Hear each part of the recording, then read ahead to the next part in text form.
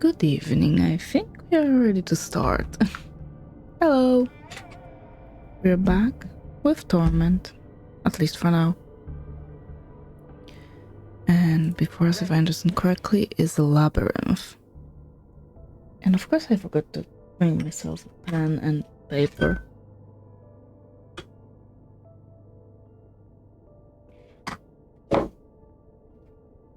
I am prepared. Okay. 5 buttons are arrayed around the central hex, and an indecipherable display glows on the bottom, where a 6th button would be otherwise. A number has been crudely carved into the surface of the 5 buttons. That's... Oh. Wait. For that I have a notebook. I have notes.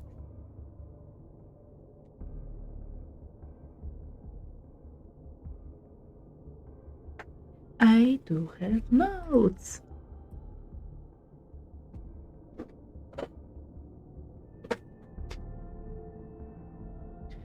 So let's try entering a code to a location you already know. You try to remember the codes to any important locations you are aware of. Oh, first cast of Tomb, Choice Tomb, Endless Gate. I have no idea if those... okay, Joy, I have. I also have a gate, so this is the Undead Gate. Motley? I think this one isn't in here. Okay, let's try the first cast of Tomb. And I will write them down properly.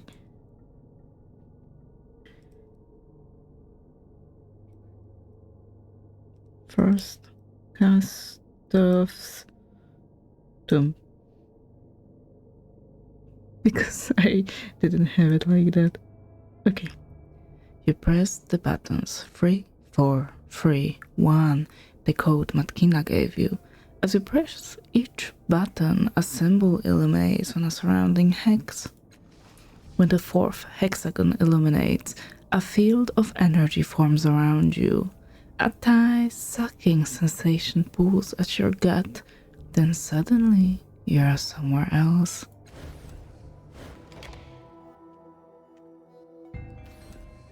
Oh. Thank you. These statues are of all the same person, the first cast of, presumably. Each of them wears a different mask. I'm going.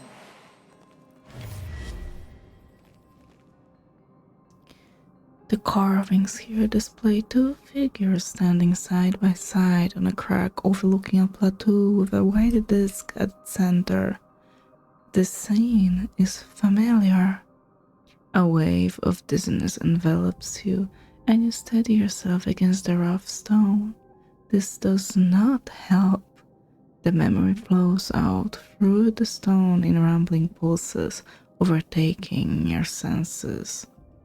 Yes, this scene is familiar because you experienced it firsthand when you rebuilt your mind in the labyrinth, and now, here, the full memory awaits you. Succumb to it. The memory of that long day pours past you, cold as melting snow. You direct the first caster's gaze towards the resource-rich plateau where Miel Avest will one day stand. You ignore the laughter in her eyes when your own constructs turn on you and make the necessary repairs. And then the rush of time slows as she makes her way up a moss-hung path towards you, her eyes bright behind the mask. I have something to show you, she says. You follow her to a deactivated portal. I've got it working. The doorway exists in 2 places at once, here and on the other side. Once you align them, she lays her hands and forehead against the stone as though worshipping the thing. Your lip curls involuntarily, but you can't fool the results. The portal activates, answering the welling glow of the first cast of tattoo beneath her mask. The flood of memory slows to a trickle, leaving you back in your body. You look over at the mural. Could that be the way to open the portal? Let's examine it. Though the two figures are faded, you can still make out a few necessary details with the help of the memory saw in the labyrinth. This frieze depicts the changing god and the first cast-off overlooking the side of Miela West. They are side by side, not master and servant, but equals. Probes the image of the changing god, as though making sure your sire isn't really here. Looking closer at their faces, you notice something interesting. The first cast-off is shown wearing a mask, as you remember. The changing god's face is chipped in places, as though someone tried to damage the frieze, but failed. Okay. So we don't get any more information regarding that. Sure. And... Oh! You mean this? No, I meant this. Those are actual places. Let's go. A bewildering array of colliding, jagged edges and mangled corpses make up this frieze. It's not quite clear whether the artist was inspired, drunk, or insane. A battlefield is depicted here, that much is certain, but the amount of detail is staggering, and it isn't immediately apparent what the artist was trying to convey. The first detail you notice is the fortress standing out from the wall in bold relief. Many of the soldiers shown are pouring through the standard gates, and every one of their faces shows a different emotion. Elation, rage, terror.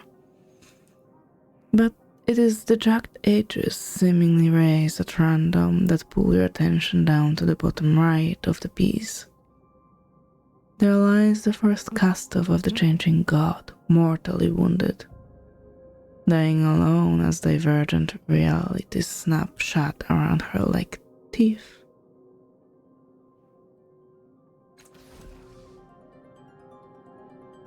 This frieze appears to have been defaced. There are two figures facing each other in anger, but it's impossible to make it out any more than that. All right. Making a note. Stark letters have been carved into the rock above with a steady hand. Sharp memories emerge at the side of the masked figure in the tableau. The first cast-off. Countless footsteps have worn a track to and apparently into this mural. This is a gateway of some kind, but you can see no way of opening it. Matkina must not have known that the portal would be closed, else she would have said something. Whoever deactivated it must have done so recently. You look around, maybe examining the environment will give you some sort of clue. Read the epitaph. Oddly, many of the words above are completely unreadable. It's not that they are in a language you don't understand. It's true, and you recognize every letter. Every time you try to put it all together, the meaning slips from your mind. Maybe that part of the epitaph isn't meant for you. Your eye skips to the end of the message. She serves us still. Put your forehead against the door, like you saw the first doing in your memory. You lay your hands on the cold stone as the first cast-off once did, and press your forehead against the mural. The skin around your tattoo crawls, then burns, but even with your eyes clenched shut, you feel the air of the tomb stirring.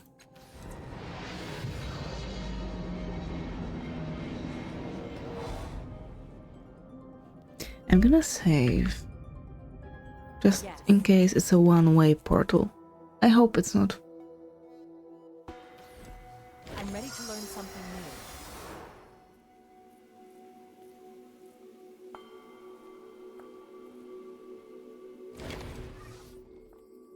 new. This woman is dressed in functional glaives clothing.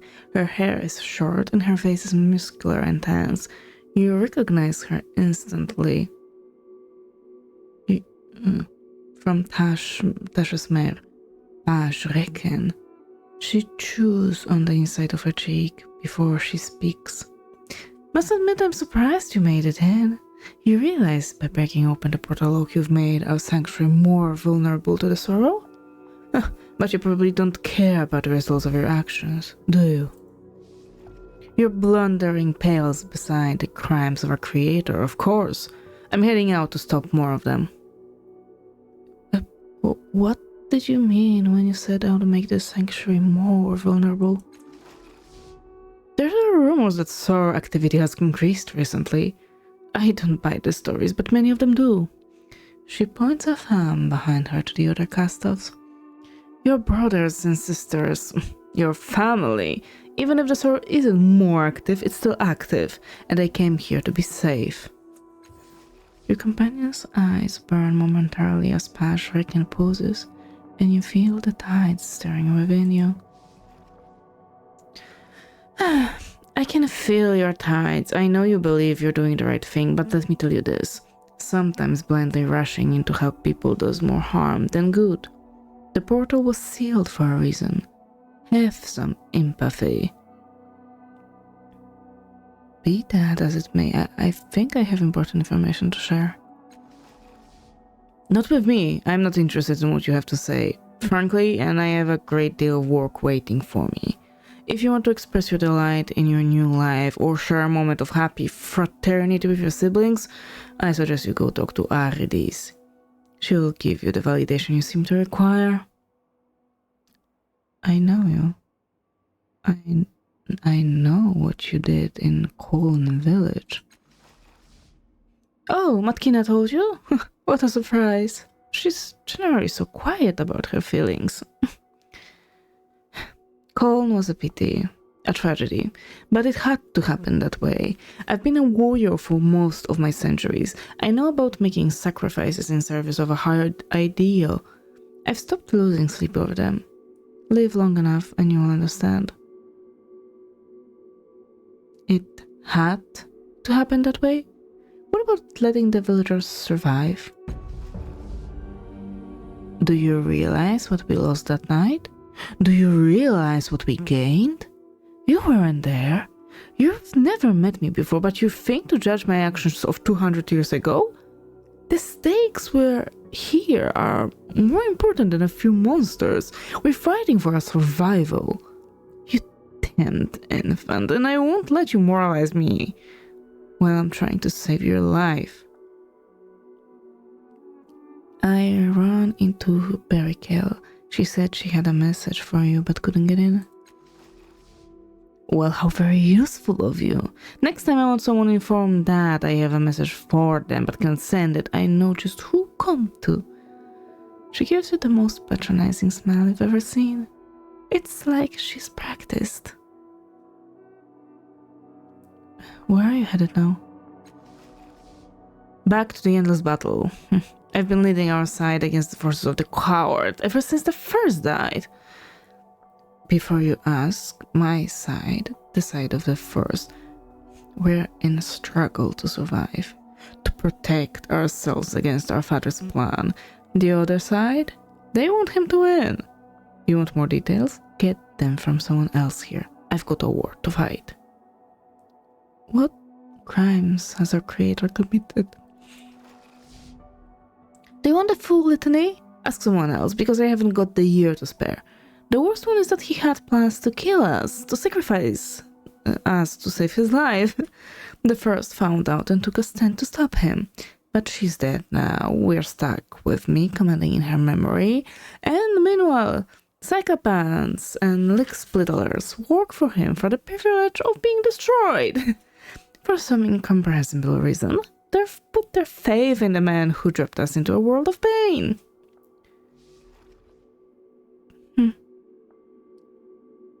What were his plans? To offer our lives in a mad sacrifice to stop the sorrow. He doesn't care about us. He doesn't care about anyone but himself. How did the first die? She chose her cheek for a moment as she lived, sacrificing herself for our lives. Okay, let's see. What? You answer me something else? No. I need to find Mazov. Is he here? Making a note. Her eyes narrow. No one has seen Mazov in over a decade. Adiris might know where he is. Talk to her. Adiris might be the best of us. Treat her well or I'll be sure you pay in blood and pain. Can you tell me about her? She has the qualities the rest of us do not. A peaceful, idealistic nature. She wants only the best for all cast-offs. She rises above our rivalries. Her idealism is frustrating at times, but she has wisdom and insight in her gentle nature. Well, don't let me keep you any longer. I have one more thing to say to you, and I want you to mark it carefully. The changing god, the coward, intends to kill us all. If you meet him, don't trust him. He's going to ruin us as surely as the sorrow. I would wish you success, but... well, the world has a way of disappointing us all.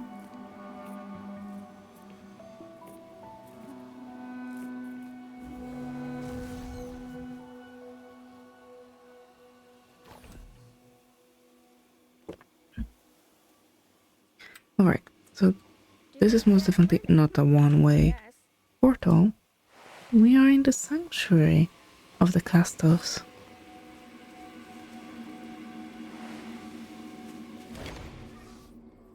This man is less flesh than muscle, running corded bands from his thick neck down his broad chest, wide arms and calloused hands.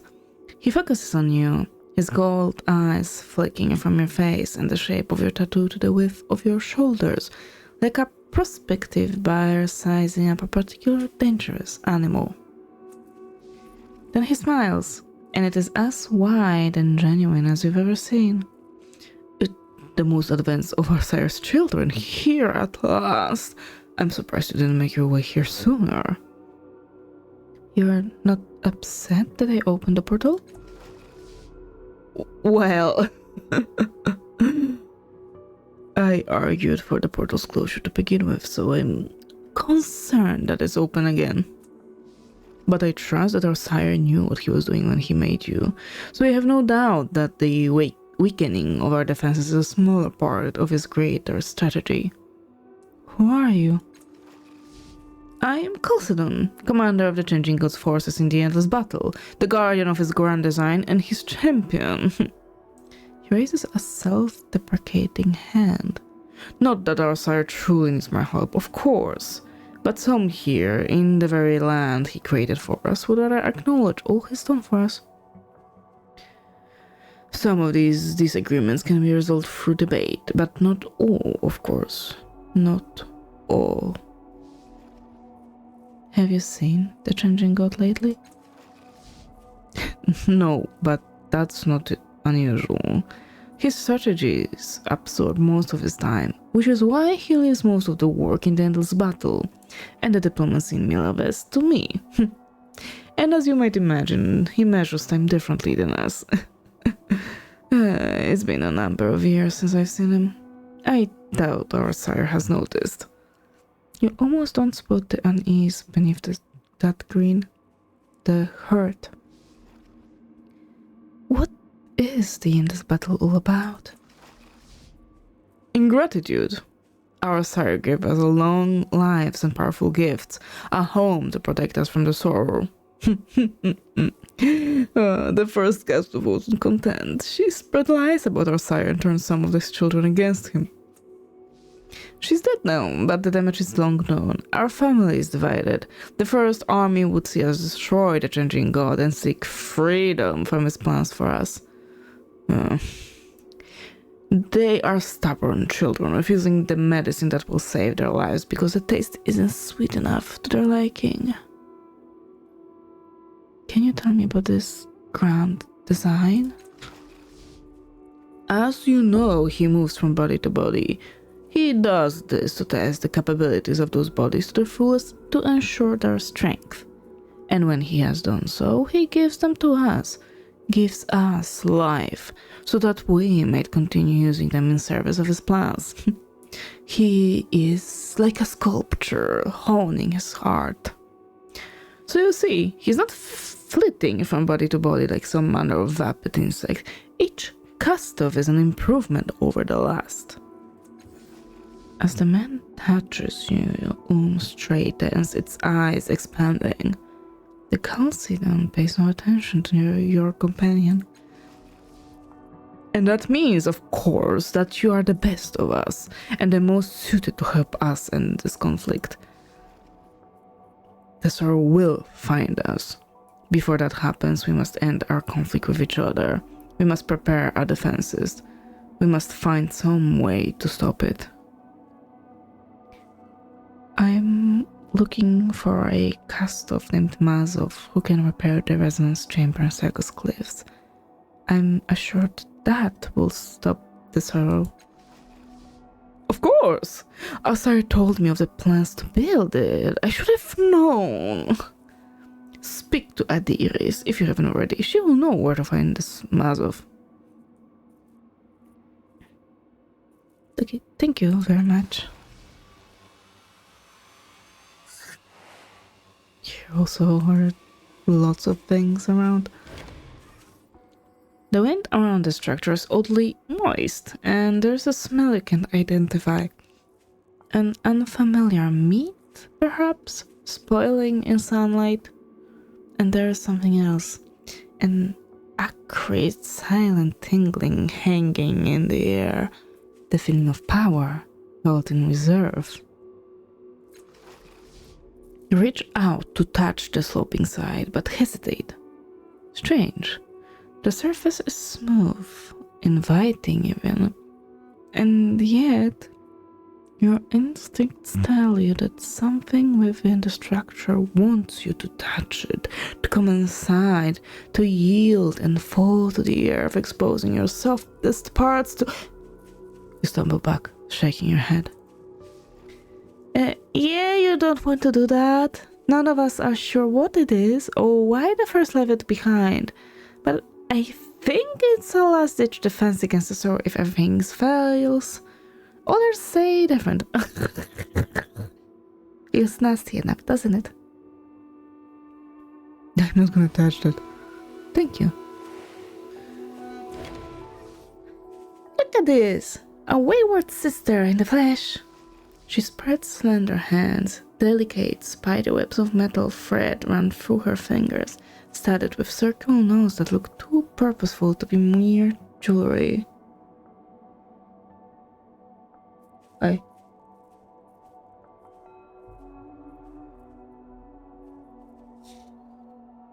Give me a moment, it seems my internet is dying. Why is my internet dying?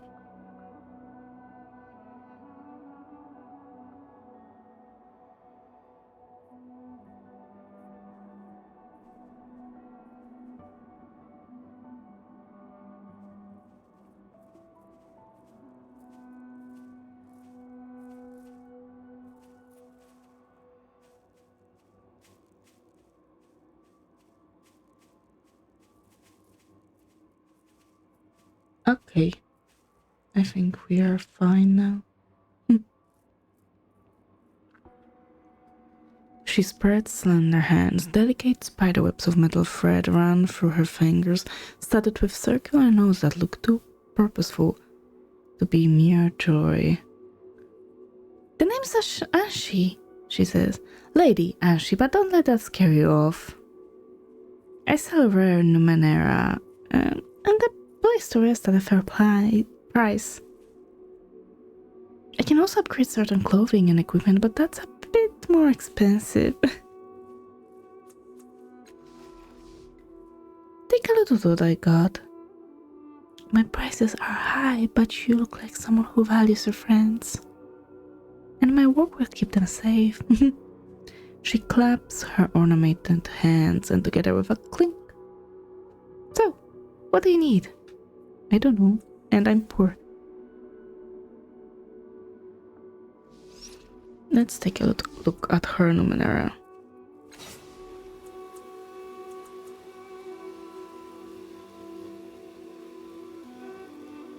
A shroud. We already have a body. If that were a cloak, then maybe.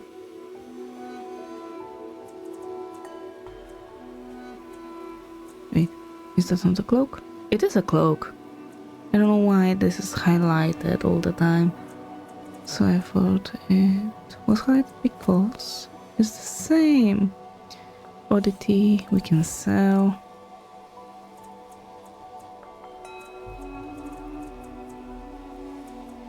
That is lightweight, medium armor. You cannot use it. You are using light armor. Cannot be unequipped. So there's that. Okay. So I think I will leave it at that. Do you get a lot of business in Milavest? Well, put it like that. No. And it's not normally me doing the selling. Not like I used to. In normal times, I'm treating major customers to fancy dinners, yelling at my advisors and sneaking in the old bespoke order before more paperwork lands on my desk. But these aren't normal times. People are saying the sorrow's on the hunt again. I don't know if it's true, but better safe than sorry. So, instead of passing the time arguing like everyone else around here, I'm back to being a humble merchant. For now. You must do quite a lot of business with the endless battle ongoing. Making a note. I don't know. I don't take sides or opinions on that conflict, but for business. Sides. Your name is Lady Anshi? Are you royalty? Only in technical sense.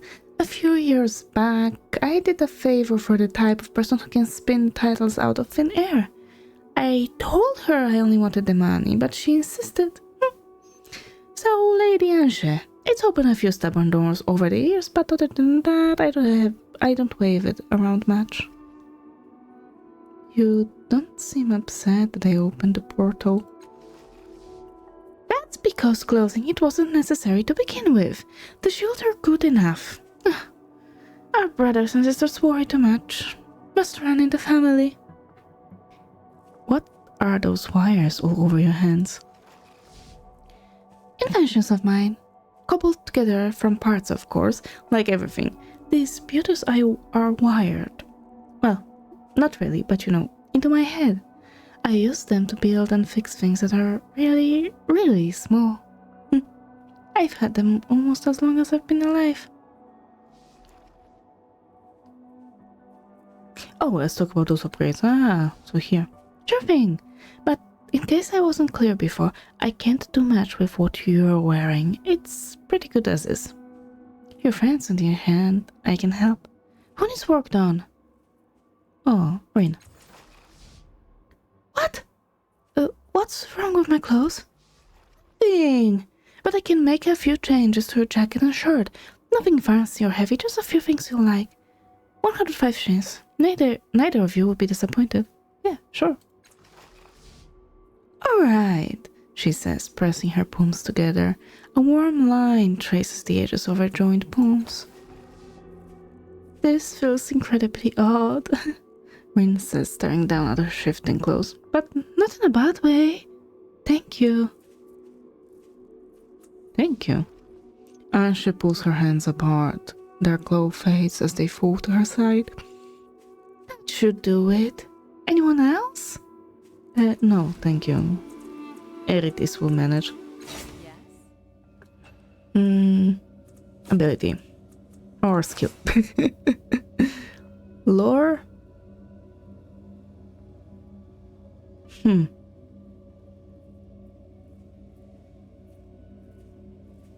Maybe endurance, yeah, I need some more health. And leveled up as well. Let's give you more might. Let's see. Realignment. You can choose to align to one of the last cast of dominant tides. This changes appearance and affects the bonuses gained from many of abilities. Augmentation increases the last cast of training level and skill based on title alignment. Give me that. Improves the effects granted by the haptic armor ability. Improves splooch. Give me splooch.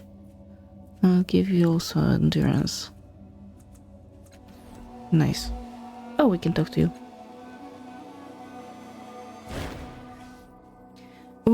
Loops a tendril around your ankle and tags. When it's sure you're watching, its eyes shrink in concentration. A certainty arises in you from the part of your mind occupies. It can shape itself to better serve your needs and your alignment to the tides. The creature stares up at you, waiting. You study current form. Right now, it is not shaped by any of the tides. What tides can you align to? Tidal color surface within raised like buttons to be pressed. Your fingertips itch at the sign of them. One of the colors is brighter than the others. The gold one. Touch it. Form ripples, melts, and changes.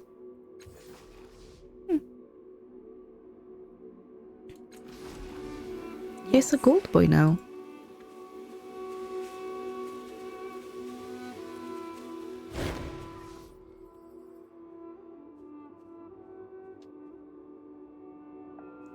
Your eyes are drawn to the tattered leather robes and the profusion of tubes that wire this man. He is lighter skinned with piercing eyes and a hideous pitted scar on his face. He could be handsome, but centuries of neglect have ravaged his looks.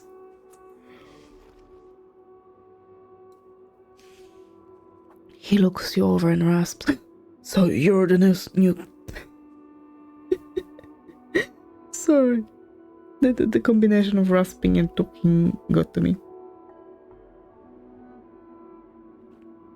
Okay. "So you're the new Custov, eh? Come to ask me about my Dendro, or do you have some other trick you need to show off? Huh? Never mind. You have questions for Melmorph. What? Tell me about yourself." His lopsided smile seems like more of a grimace. "I'm Melmorph Leviar. I'm the creator of the Dendro, the greatest, or at least most innovative, of the brotherhoods that seek to pass along knowledge from one generation to the next. So many people back away from me because of the way I look, or the way I speak. But let me tell you that in this body I have lived countless lives in endless worlds, experienced memories that beg our description. I contain worlds, and they judge me by my appearance. Sometimes I wonder who I'm saving this knowledge for. What can you tell me about the Dendro? They call us the eaters of the dead. We take the knowledge from their fading flesh. Every life flickers and dies, and when knowledge disappears, the world grows darker. The rain of death washes away experience I want to preserve. Each of the Dendra is a library of experience. Every life that vanishes is a loss. Every person living has a story. The secret keys of history hide there. I want truth. I want exposure. I want knowledge to live. With all your acquired knowledge, you must have a unique outlook on the endless battle. I'll remember that. A waste of life and a criminal waste of knowledge. The weapons being discharged are lost to us forever. Each life gone, an experience that will disappear into mists of eternity, snuffed away, forgotten, never to be seen again. Our sire sought to cheat death to stop that kind of waste. It is beyond my reasoning why he would allow the endless battle to continue. I'm looking for Mazov. Him? That useless tinker? Why? I need him to fix the resonance chamber. He stipbles his fingers, lost in contemplation. A resonance chamber? I remember the term. Something about the building of it. Crystal. The particulars escape me, but Mazov would be the one to fix it. Too bad he's not here. Try asking Adiris. Can you tell me something about the other Kastovs here? They're idiots and fools. They think their shields can protect them from the sorrow forever. I came here to retrieve some research, and every time I come, I think of how much knowledge there is in their minds and their bodies, and I wish they would just die already so I could gain access to wasted experiences. On the other hand, they're the closest I have to peers. Gods, what does that say about me?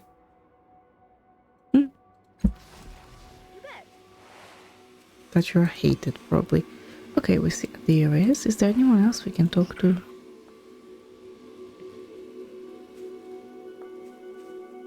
I'm looking for those that have names.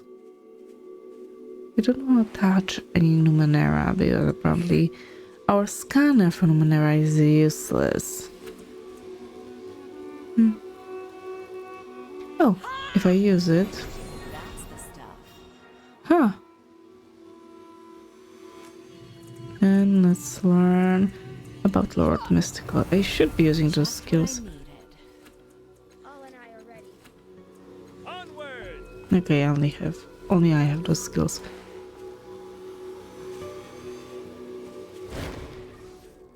The slim Kastov looks to be in his late teens. He carries an odd-looking device that resembles a scorched circle, and it's not hard to draw the connection between it and the red mark of a recent injury that travels along his forehead and under his hair. The man seems confused, hesitant, as if he has so many questions that he isn't sure which to ask first. I want to ask. I'm not sure. I want to ask you a lot. We all do. Who do you mean we? He blinks hard at your question, twisting the blackened circle through his hands. I once fought in the endless battle. I found this in a giant clay hand, trapped in half-shattered block of stone. I took it. He shakes his head as if the nightmare itself put it on. The circlet spins through his hands faster and faster. I saw darkness. Knew I was inside the owner of that hand, a clay automaton imprisoned.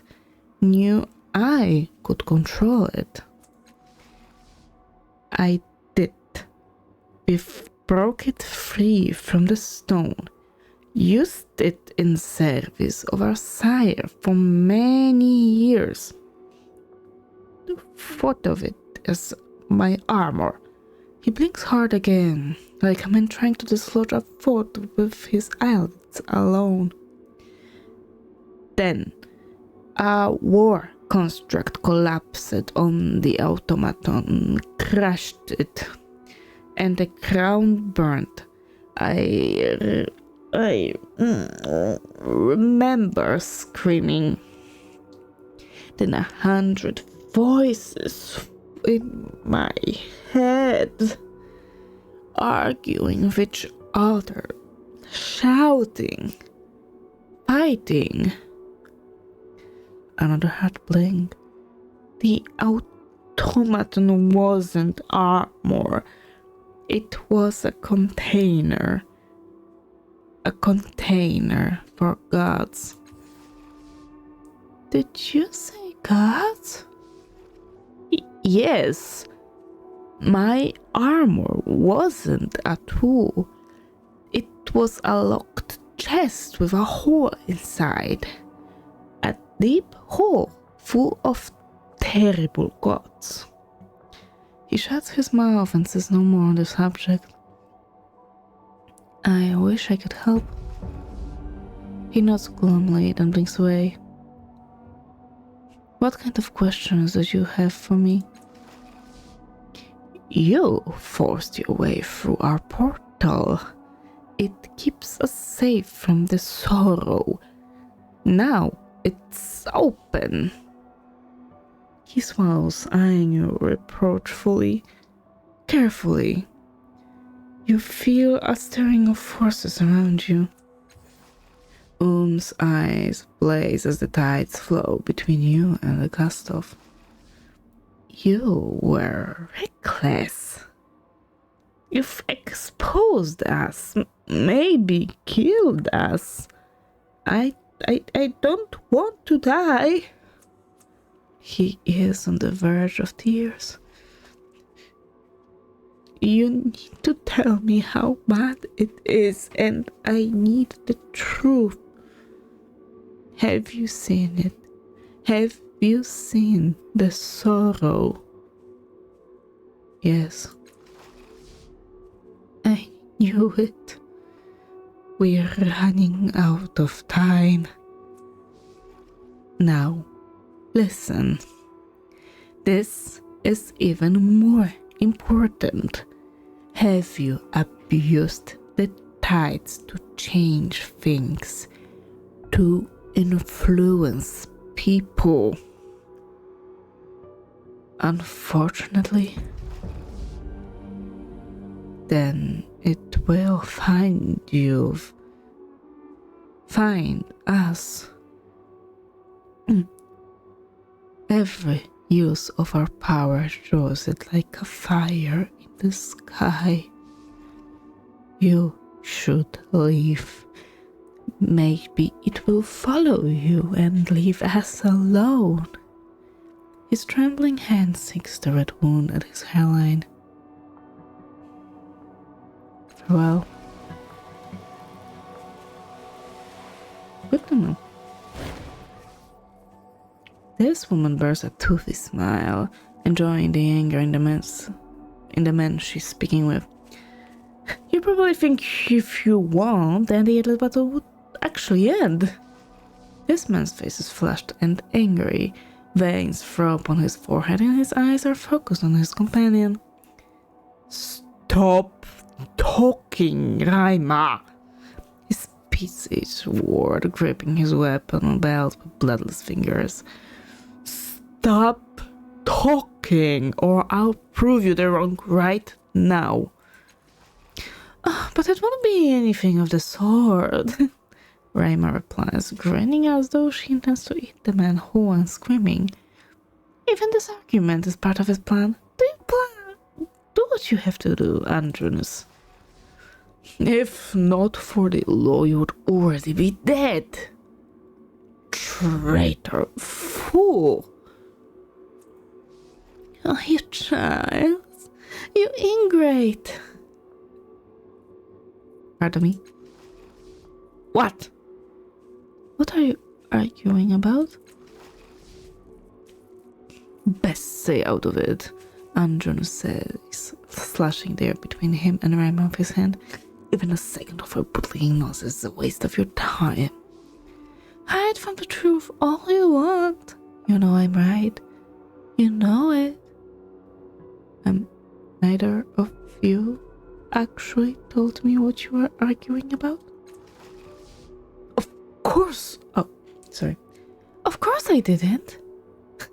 Andronus never lets me get a word in edgewise. Why should I? All of your words are his, and I've had enough of him for a lifetime. Then what are you arguing about? Grinding his teeth together, Andronus merely shakes his head. She chuckles under her breath and runs an easy hand over her scalp. How long have you two known each other anyway? Too long. Agreed. We won't get to know what they are arguing about. All right. So the only one left is Adrilis. Adiris. I keep adding letters to her name. Labyrinth. A note. Even among all your siblings in Miela West, this woman is remarkably beautiful. Clad in a robe of myriad colors, she carries herself with distinct grace and ease. Her skin is dark brown, her hair is rippling midnight black. Her violet eyes blaze momentarily as we approach, and she holds up her hand. Her voice is musical and sweet. You are most welcome here, sister. I am Atiris. I am the peacekeeper of Miela West. Word of your birth and exploits has reached us here already. News travel fast in the castle world, as I'm sure you've already seen. I know your desire to speak to Masov. I've even heard a rumor that you can alter the past. That you restored Matkina? This is strange to me, for I have two memories on the subject. One in which Matkina is whole, as we all know her now, and another in which her mind is incomplete. Perhaps my mind is the one that's incomplete. I do have a mirror caster here in which Mazov is said to appear, but he is a friend to me, as are all our family eventually, and I do not wish to expose him to danger. I must apologize. I do not mean to be rude, but if there is any chance it is true, I have some limited psychic ability. If you will permit me, I would examine your mind to get at the truth of these rumors about your powers.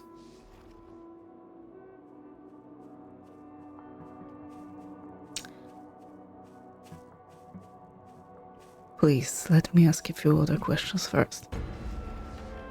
Of course, you must have many. Can you tell me something about yourself? I keep the peace here in Miela West. Our sire brought the jagged dream of the Sagas cliffs in my body. Did you know that? The conflict they seek to start, the wars. I swore that I would make no deaths in my lifetime, bring no pain. I came here in the wake of the first death, and her loyalists were at the throes of our sires. I brought peace to them. They agreed we would make Miela West a sanctuary again. This is my achievement, my legacy. Why would you feel guilty about the jagged dream in Sagas Cliffs? It wasn't you.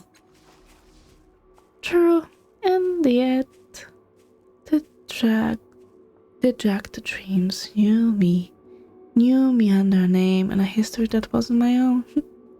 The killers, the haters, the one who wanted to see blood and death. They would tell me of their schemes. They wanted my approval, and any action on my part they took as such. I have never taken a life, but blood stains me. I can't feel that again, ever.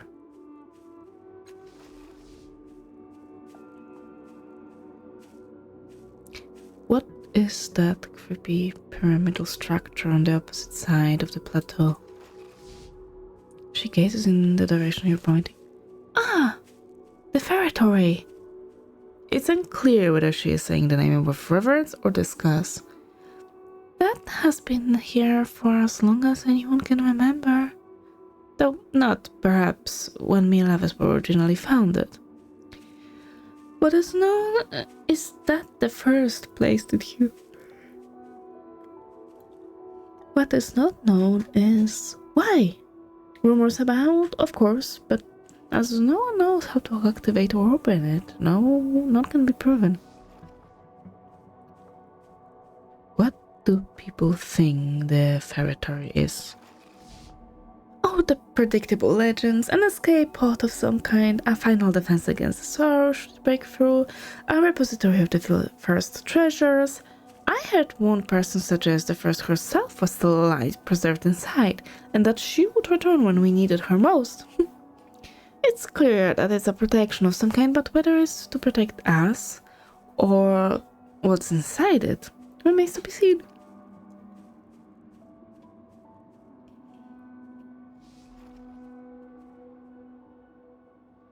Will you tell me where Mazov is? You mean physically? That I do not know. He was captured by the keeper of Mirajoli several years ago, a prisoner for the menagerie, but no one knows what became of him afterwards.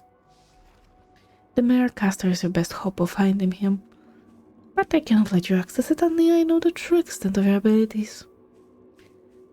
Then I suppose I'm ready to let you prompt my mind.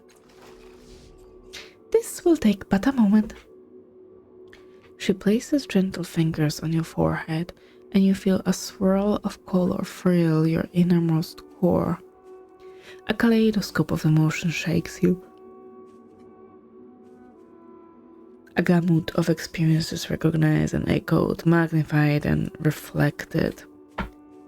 When she removes her hand, her eyes are wet with tears. Forgive my doubt, sister. I believe you now. I believe you are capable of changing reality. Making a note. But if anything, this makes me more leery of handing you a brother's Mercaster.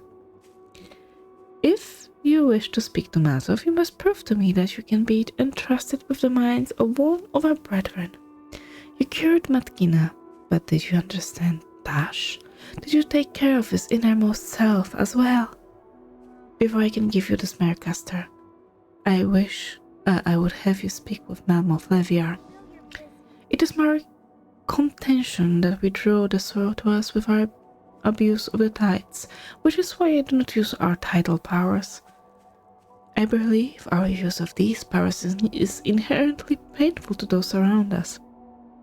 For instance, was anyone with you when you awoke to consciousness? Yes, 2 people. An Aeon priest named Aligarn and another named Kalistish. They were arguing as I woke.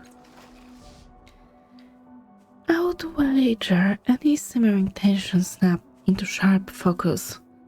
If they were lovers, for example, they might have fallen deep into love's spell, but if they were breaking apart, your blast of tidal energy would have riven them, destroyed their relationship.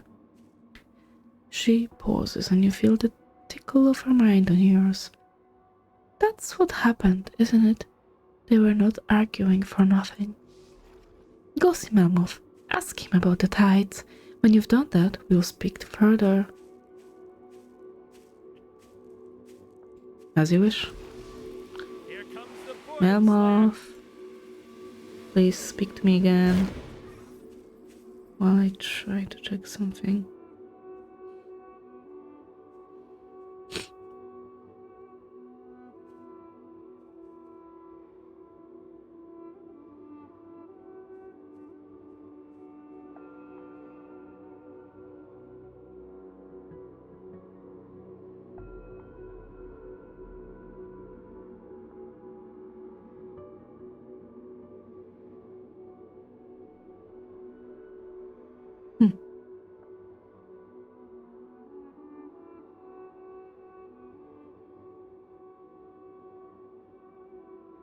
That is interesting.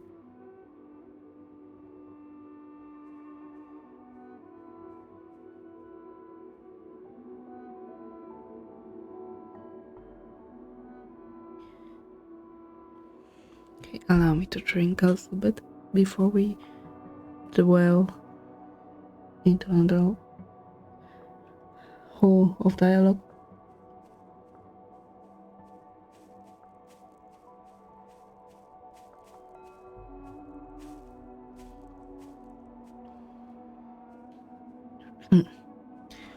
Oh, good, you've come back to bedevil.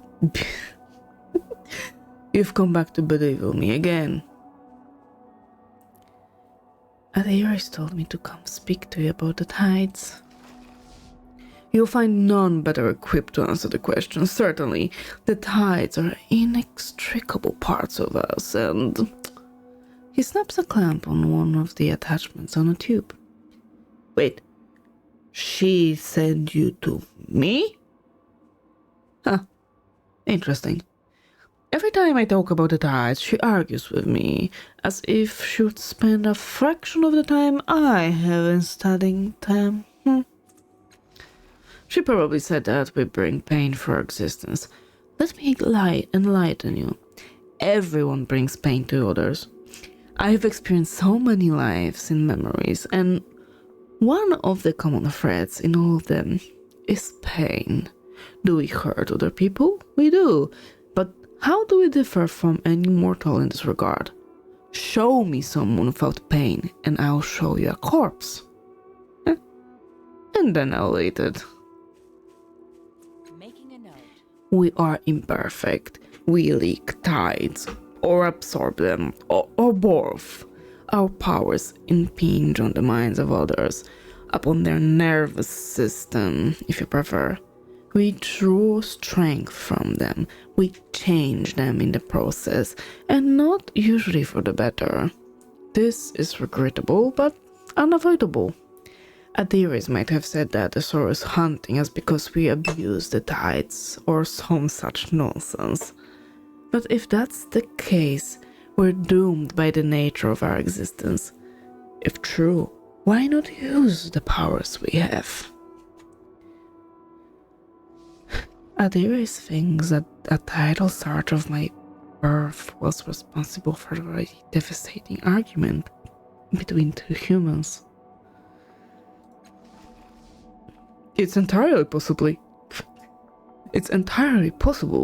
The tides are a psychic force, and when we're born, our minds snap into a particular shape and force out the residue. An unprotected nearby mind will absorb some of that energy and react in unpredictable ways. But what of it? Does this change anything in your life? Two mortals had an argument. Oh no, boo-hoo. Why do you think the Zoro pursues us? I don't waste my time worrying about it. Like worrying about the death of the cosmos. It will come, sooner or later. You want superstition? Here's a list. Because of our mad greed, or vengeance, sheer bloody mindedness. Maybe it loves the tides, or loathes them.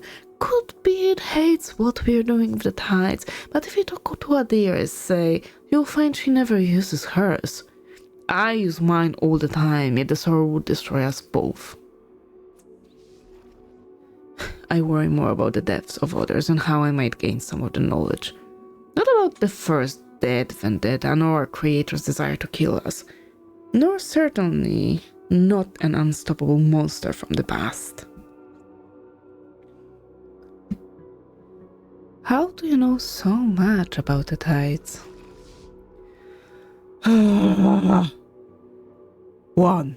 I am 100 years old. I can devote this kind of time. 2. I am dedicated to knowledge. 3. I will do anything in its pursuit. 4. I learned to draw memories from dead people. 5. I sought the dead who could teach me about the tides. Follow that trail of thought. You'll find me at the end. That's how I know. And why I do this, do you think? Let me tell you. Since you clearly wanted to ask, it's because the changing man thought the tides were important. He uses the tides to shape us. Do you want to know more about how you were created? I did, and so I researched the tides.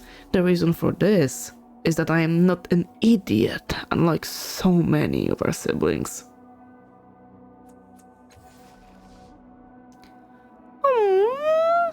Murmurs. Melmoth either doesn't hear or chooses to ignore your companion completely. He looks at you appraisingly, and you feel a wave of disgust as his aura overwhelms you. You're weak. You know about your tides, but you don't use them. at least you don't use them well. And you should. Don't listen to ideas. Make use of the tools available to you. Be like me. I'll teach you.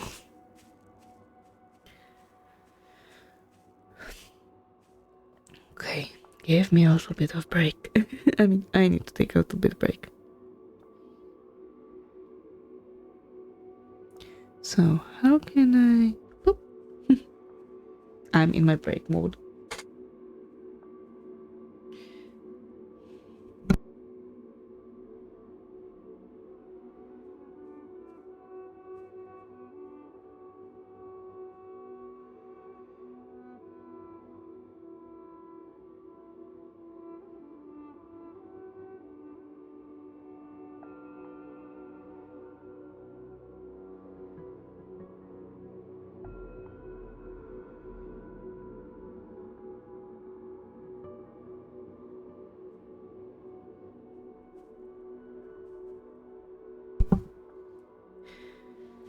I really like sourdough bread, and because of that, I grew to like kvass that is made based on the sourdough, based on the yeast. I love it. It is a nice refreshment. But lately I've been finding some weird stuff. Like light kvass. Usually it's dark. It is tasty, but it's a little bit weird. Let me see one thing. I don't know why.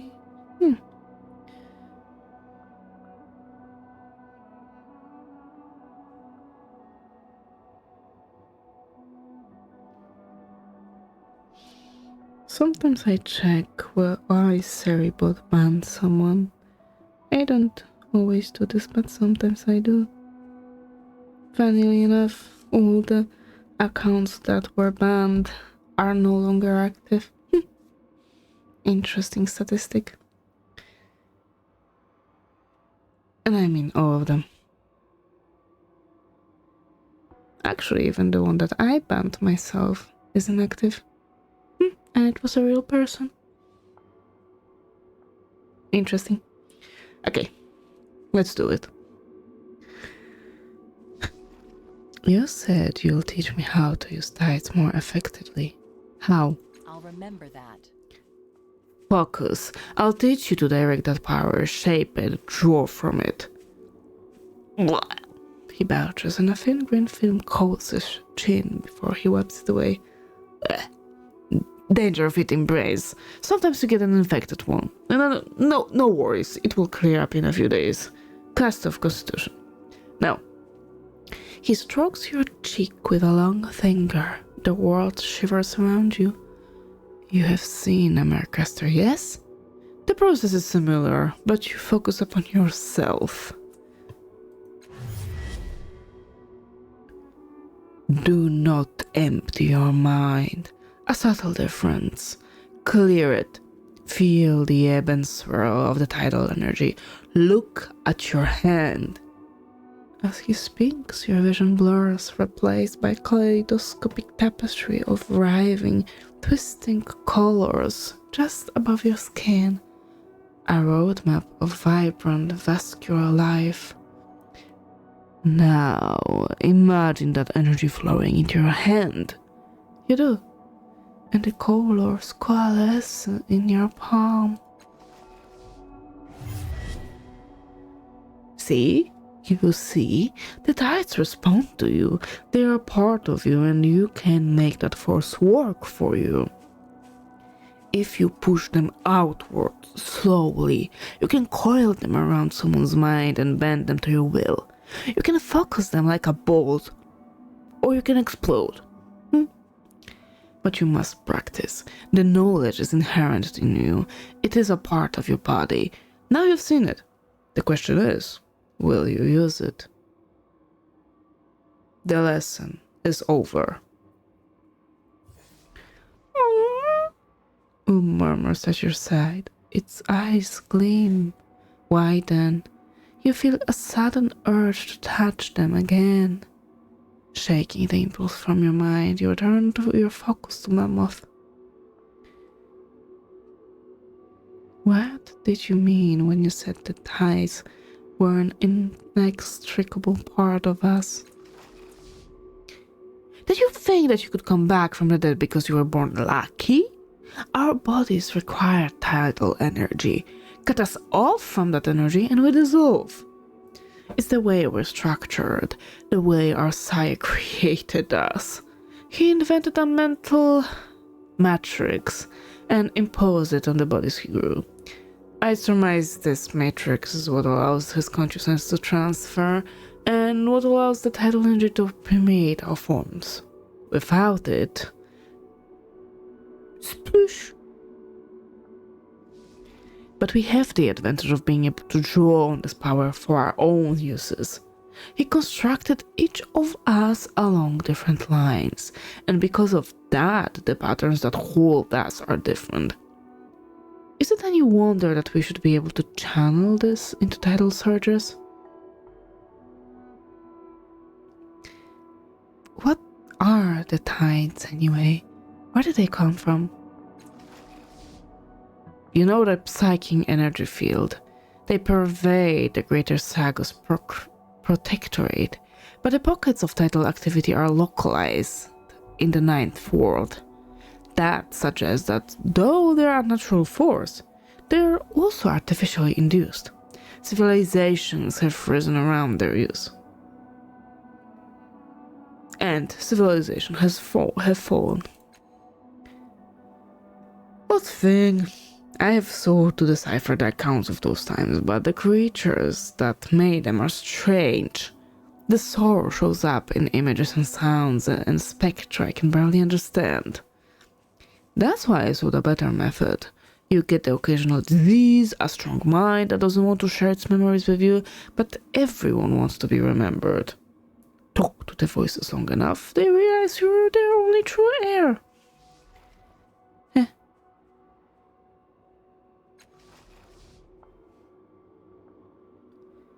Okay, so we're done with you. Now let's go back to you.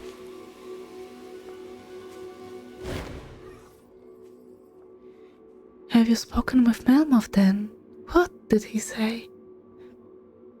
He said that the tides are within us all, and that we should use our powers as necessary. I imagine he called me a fool, and worse.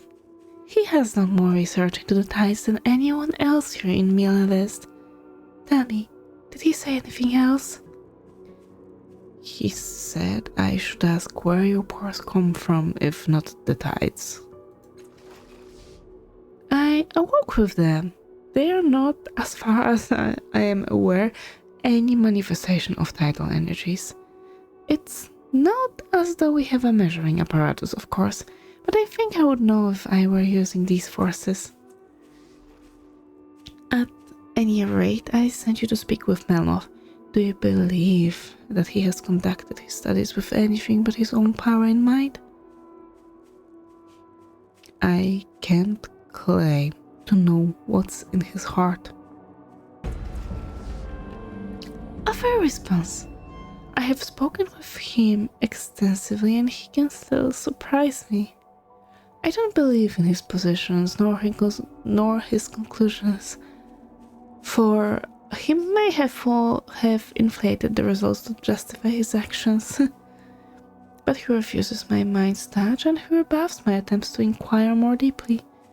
My own personal views are, of course, irrelevant to the deeper truth that he has his own motives, and they may be purer than mine. In any case, you have done what I asked. However, if you're keen to enter this mare and take control of the life of your siblings, then I believe you should have practiced resolving their conflicts while they're still in control of their own lives. Help them change for the better. Making a note. So I have another task for you. Antronus and Reimer are arguing. The recent negotiations between the Chalcedon Page broke down, and these two have taken it hard. They like to come to blows if they cannot be reconciled. If one strikes the other, the laws of Mielavest are clear. The attacker will be evicted. I don't know if the sorrow is truly more active, but they came here choosing safety, and it is my wish that they have it. Please, speak with them. Okay, I'll give it back to you. But I am actually feeling a little bit ill. I'm getting more and more cold, so I think I will end this here today. It is a short one, but it's been an eventful week for me. So, having said that, good night, and see you tomorrow. Bye bye.